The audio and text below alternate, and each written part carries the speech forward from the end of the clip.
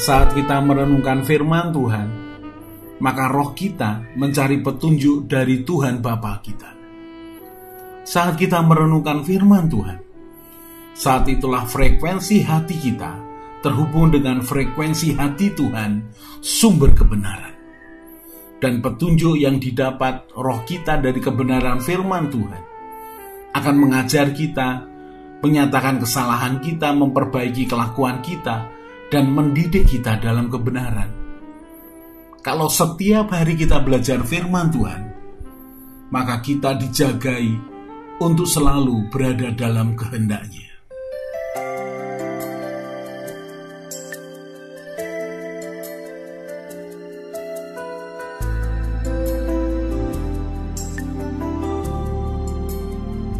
Selidiki aku, lihat hatiku, apakah ku sungguh mengasihimu, Yesus.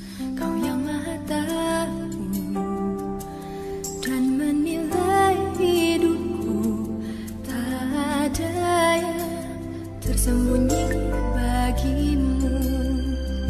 Selidiki aku, lihat hatiku, apakah ku sungguh mengasihimu, Yesus. Kau yang Maha Tahu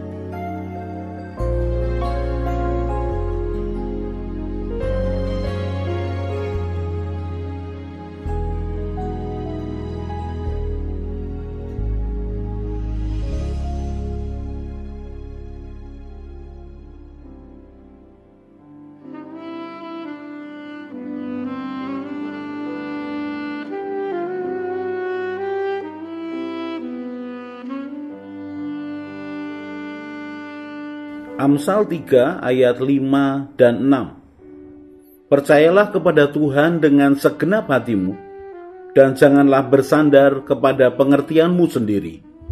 Akuilah Dia dalam segala lakumu, maka Ia akan meluruskan jalanmu.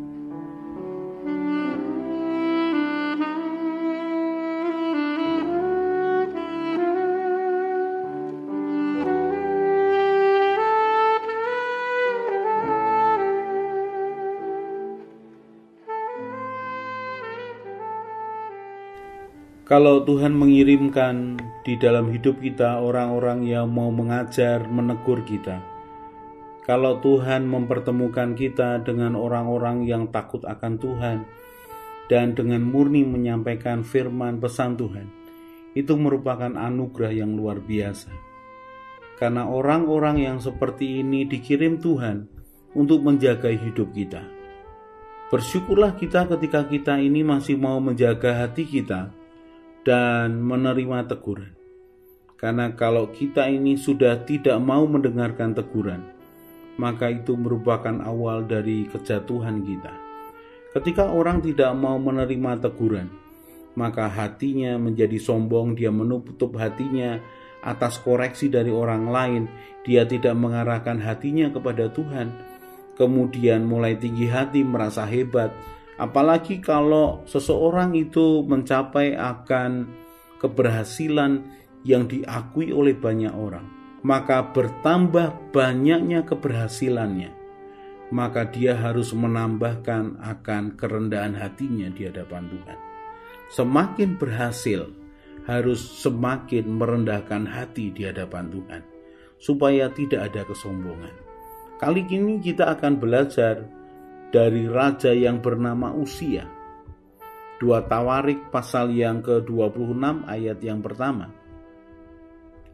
Segenap bangsa Yehuda mengambil Uzia yang masih berumur 16 tahun dan menobatkan dia menjadi raja menggantikan ayahnya Amasya. Ia memperkuat Elot dan mengembalikannya kepada Yehuda sesudah raja mendapat perhentian bersama-sama dengan nenek moyangnya. Uzia berumur 16 tahun pada waktu ia menjadi raja, dan 52 tahun lamanya ia memerintah di Yerusalem. Nama ibunya ialah Yekolya dari Yerusalem. Ia melakukan apa yang benar di mata Tuhan, tepat seperti yang dilakukan Amasya ayahnya. Ia mencari Allah selama hidup Zakaria yang mengajarnya supaya takut akan Allah. Dan selama ia mencari Tuhan, Allah membuat segala usahanya berhasil. Ayat yang kelima dikatakan, ia mencari Allah selama hidup Zakaria yang mengajarnya supaya takut akan Tuhan. Raja Uzia yang diangkat menjadi raja ketika dia remaja 16 tahun, membutuhkan akan penasehat pendamping yang takut akan Tuhan. Dan bersyukur dia memiliki Zakaria yang mengajari takut akan Tuhan. Kalau kita ini berada di lingkungan orang-orang yang takut akan Tuhan, maka hidup kita ini dijagai.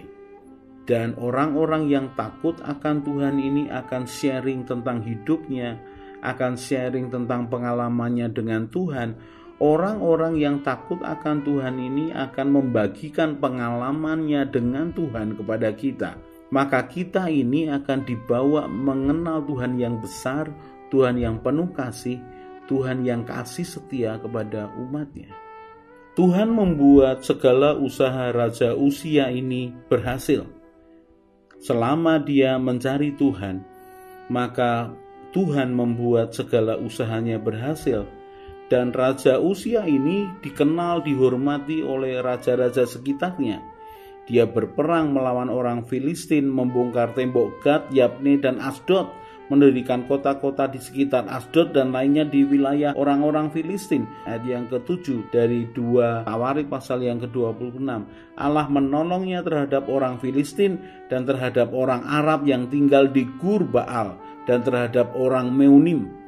Orang-orang Amon membayar upeti kepada Uzia, namanya termasyhur sampai ke Mesir karena kekuatan yang besar. Raja Uzia ini luar biasa. Dia berperang dan menang karena Tuhan menyertai dia. Dia mendirikan menara-menara di padang gurun, dia menggali banyak sumur, dia suka kepada pertanian, dia mempunyai tentara yang sanggup berperang. Bahkan ia membuat alat-alat perang, dikatakan di dalam ayat yang ke-15.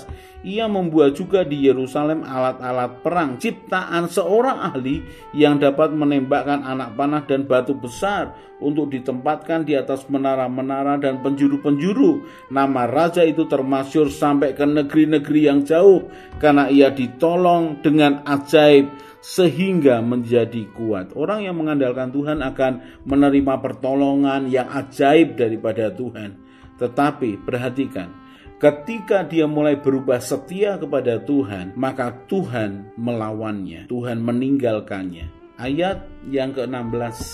Setelah ia menjadi kuat, ia menjadi tinggi hati sehingga ia melakukan hal yang merusak.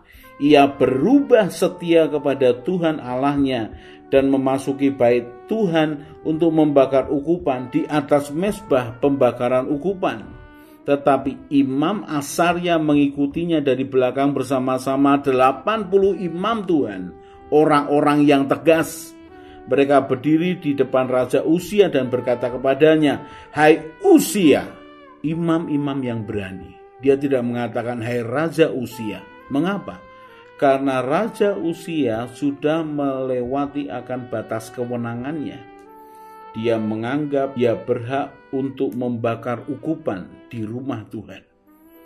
Maka dia masuk rumah Tuhan dan imam-imam yang tegas, 80 imam yang tegas mengikuti Imam Zakaria dan mereka mengatakan, "Hai Uzia, engkau tidak berhak membakar ukupan kepada Tuhan. Hanyalah imam-imam keturunan Harun yang telah dikuduskan yang berhak membakar ukupan. Keluarlah dari tempat kudus ini karena engkau telah berubah setia. Engkau tidak akan memperoleh kehormatan dari Tuhan Allah karena hal ini." Tetapi Uzia dengan bokor ukupan di tangannya untuk dibakar menjadi marah. Sementara amarahnya meluap kepada para imam, timbullah penyakit kusta pada dahinya di hadapan para imam di rumah Tuhan dekat mezbah pembakaran ukupan. Imam kepala Asarya dan semua imam lainnya memandang kepadanya dan sesungguhnya ia sakit kusta pada dahinya. Cepat-cepat mereka mengusirnya dari sana dan ia sendiri tergesa-gesa keluar karena Tuhan telah menimpakan tulah kepadanya. Belajar dari Raja Uzia, memulai dari roh tetapi kemudian mengakhirinya dengan daging. Semua keberhasilan yang dialami membuat dia tinggi hati, membuat dia lupa bahwa segala sesuatu harus tetap berjalan seperti yang Tuhan mau. Tetapi ketika orang mulai sombong, orang menjadi tinggi hati, maka tulah Tuhan menimpa kepadanya. Dia sakit kusta sampai matinya. Dia sakit kusta dan tidak boleh ditemui siapapun. Dia najis untuk masuk akan rumah Tuhan.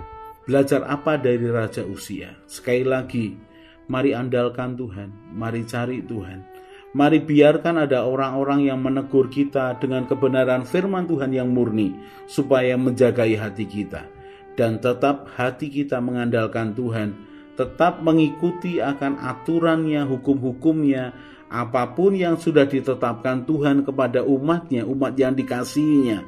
Mari kita lakukan dengan segenap hati, seperti takut akan Tuhan, supaya sungguh apa yang sudah ditetapkan Tuhan yang baik itu bisa kita alami seumur hidup kita dan bisa kita berikan kepada keturunan kita.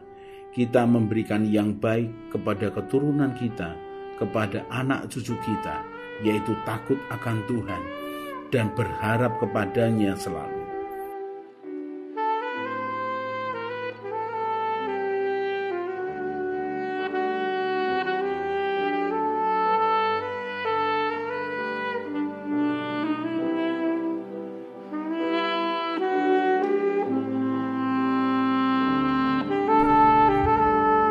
Orang yang mencari Tuhan dengan segenap hati akan ketemu Tuhan. Orang yang percaya dan mengandalkan Tuhan akan seperti pohon yang ditanam di tepi aliran air. tidak akan menderita melewati masa kering, tetap bertumbuh, hatinya bersuka cita dan terus berbuah. Karena harapannya kepada Tuhan Yesus yang menyelamatkannya, dan dia akan tertawa tentang masa depan. Ia akan terus berjalan bersama Tuhan, semakin kuat, semakin semangat. Mari kita berdoa. Tuhan Yesus, berikan kerelaan dan kesetiaan yang sama ketika Engkau melaksanakan tugasmu di dunia. Tuhan Roh Kudus penolongku, ajari aku semakin mengenal Tuhan Yesus dan Bapa Surgawiku, bahwa aku berjalan mengikuti jejak-Mu, Gembalaku yang baik, berjalan bersama Tuhan senantiasa. Amin. Saya Yosea Kristiono, Gembala Jemaat JK Injil Keselamatan Semarang. Tetap percaya, tetap semangat. God bless.